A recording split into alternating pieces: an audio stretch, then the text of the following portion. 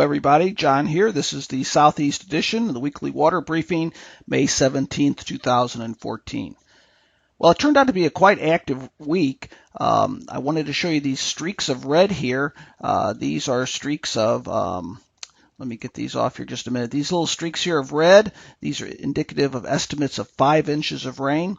The areas of yellow are over 2 inches. And you know, when we look at the potential for flooding and enhanced runoff, it's not just those streaks of red, the enhanced precipitation, the extreme precipitation, but even more so, it's the basin average. So when we look at Virginia, North Carolina, parts of South Carolina, we have a widespread basin average of over 2 inches, and then we have these streaks of more extreme rain. So these streaks tell me a couple things. One is that it's areas of thunderstorms because we have that streakiness, and also we have several areas of this heavy rainfall over maybe 4 to 5 inches. So when you bring that both together, it looks like a high potential for flooding, and indeed there was urban, flash, and main stem river flooding in that region. If we look at parts of central Georgia, northern Georgia, southern Alabama, and then even further west, look at west or eastern parts of Texas, widespread heavy rain. So over parts of the south and the southeast U.S., definitely some very heavy rain over the last week. Now, the one area where there was a lighter amount of rain was Mississippi, parts of western Alabama, sort of a lull or a low area of precipitation in that region. So when we look at the percent of normal, we see that area in red there, that's below normal, but pretty much everything else, a very widespread section of the southeast U.S. experienced above normal precipitation. Look at this. This is well above normal, 4 times or more for the week, and very heavy above normal rainfall. So generally speaking, we could go for a week or two of below normal rainfall to let the soils dry out and let rivers begin to recede. We see this over the past 30 days, the departure from normal, and this is the number of inches over the last month above what would be normal. If we look at the northwest Florida panhandle into southern Alabama, southern Georgia, that's nearing in some spots 8 inches above normal over the last 30 days, and a pretty widespread area of 4 or 5 inches. And we see that trailing up into South Carolina and North Carolina as well now. So generally speaking, it looks like this area here really could benefit from a week or two of below normal precipitation. Now, temperatures last week, areas in yellow are a little bit above normal, areas in green a little bit below normal. For the most part, it was fairly close to normal over the last week. Now, streamflow, like I said, looks like it's well above normal, and in some cases even into a moderate flood. You can see it really tapers off from east, where it's very high, going off to the west, not so much so.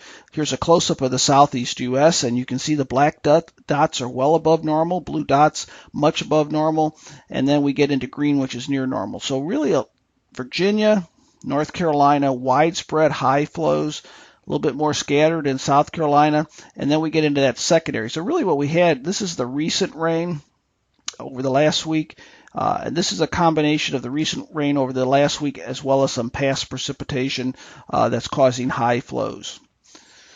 On the lower Mississippi, as we get further off to the west, it really not as much rain, so we see a lot more normal type conditions. So from a streamflow perspective, if we look at where the rivers are flooding or expected to flood, large parts of Virginia, parts of North Carolina, and then into scattered parts of South Carolina, the red dots are really bring to your attention. That's the moderate flooding. So a few spots are in moderate flooding, but really that's starting to come down in most areas except along the immediate coast. Okay, so let's talk about the weather the next couple of weeks. We've had some very changeable weather, which is typical of spring. Here's the current jet stream, and for much of the nation, this pattern here has been this upper low, really has dominated the flow for the entire week. It's been very slow moving. It's bringing a lot of colder weather in the upper Midwest, and it's brought that contrast in cold and warm weather that's produced the heavy rain over the southeast U.S. Now, this is now finally pulling off towards the east and northeast, and what's going to replace it is a ridge of high pressure, and that's going to generally do two things. It's going to bring warmer temperatures to a large part of the nation, and it's also going to quiet things down.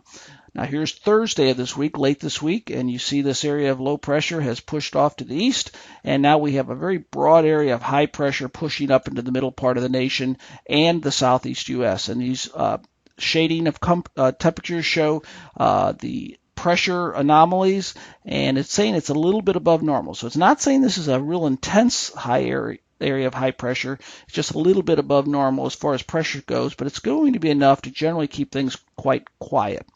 Thus, if we look at rainfall for the next 7 days, we have some early week precipitation and maybe some late week precipitation.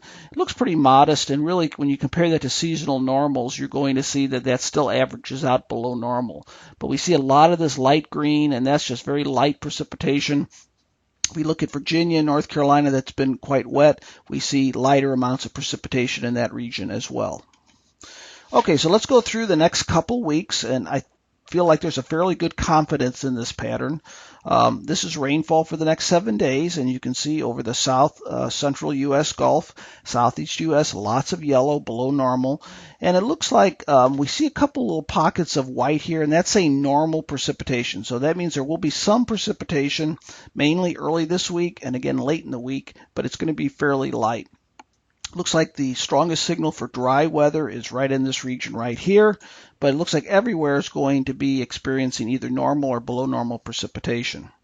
Then as we get into week 2, it looks like once again a tendency for below normal precipitation, but it could trend towards normal, especially in Virginia and North Carolina. Temperatures this week looks like they will range from near normal to slightly below normal. Like I said, that high pressure is not going to be real strong, and then near normal temperatures week 2. So like I said, it's generally quieting down. Now, initial soil moisture is very wet in some areas, so we want to take a look at the soil moisture outlook, and we see this goes through the first week. We see a lot of brown, and in some cases where it's been very wet, we see that dark colored brown, saying lots of drying of soils in that region. So here's your takeaway. Looks like limited, modest precipitation this week. Again, I think most of that will be coming very early this week, but it looks like overall below normal precipitation over most of the south central and southeast U.S. through the end of the month of May, the next 2 weeks. This will allow soils to dry and allow flows to reduce.